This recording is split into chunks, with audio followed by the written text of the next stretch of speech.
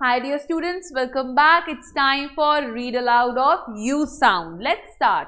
This is a cute pup. A pup eats a nut. P-U-P, pup, N-U-T, nut. A cub is in the hut. C-U-B, cub, H-U-T, hut.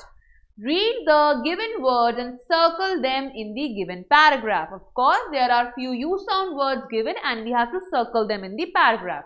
M-U-G mug, B-U-G bug, P-U-G pug, R-U-G rug, H-U-G hug.